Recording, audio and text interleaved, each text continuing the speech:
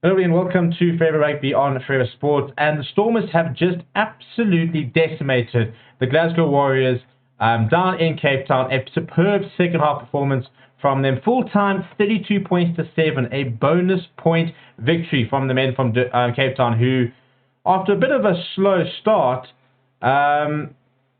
just really came to the party in the second half. And I was very impressed at what we saw. And I think that certain players definitely sort of made a difference, and I think that Damien Villeneuve played very well. I thought that Warwick Halan just changed the game, as he always does when he comes on.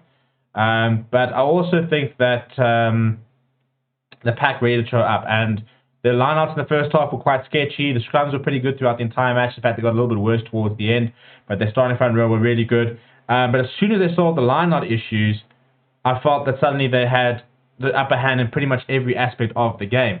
And that's what they needed. They needed to just tick up the small boxes. And Glasgow didn't really make them pay in the first half, where there were a couple of mistakes, where there were opportunities for Glasgow to maybe get into the game. And the second half came.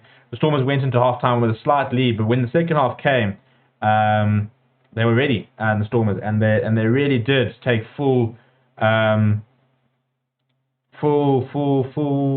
advantage of Glasgow maybe not being at their best this evening. So credit to the Stormers, because they did have to play quite well in the second half, and they did play well. I scored some very nice tries, and everyone was going over right on the cusp of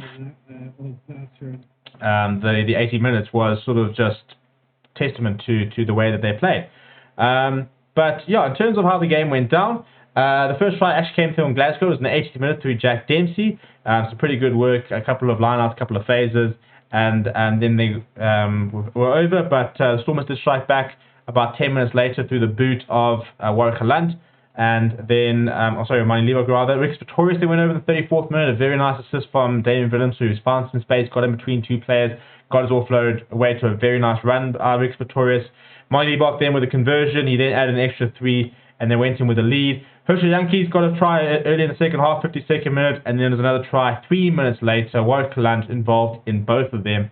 Mani Leibach with the conversion, and then the yellow card really sort of the final nail in the coffin for Glasgow before Evan Roos went over in the 79th minute. If we look at some of the stats,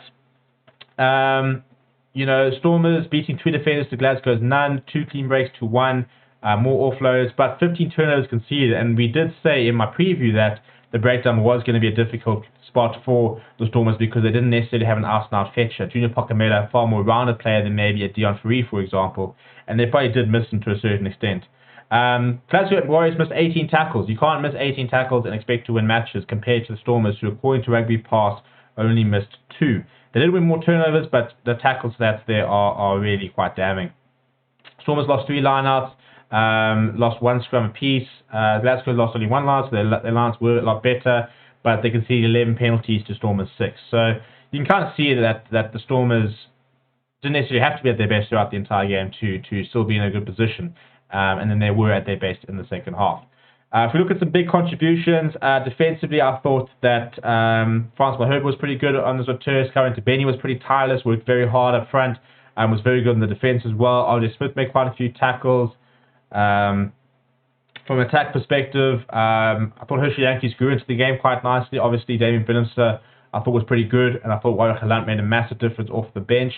It was a good, well-rounded performance by the Stormers, who actually now move into second place, pending the other results around the competition. But they deserve to be where they are. They've played some very good rugby in the last stages. After a pretty average start, they really kicked on, and they really are the shining light of South African rugby right now, and they deserve to be exactly where they are. So credit to them for getting the job done.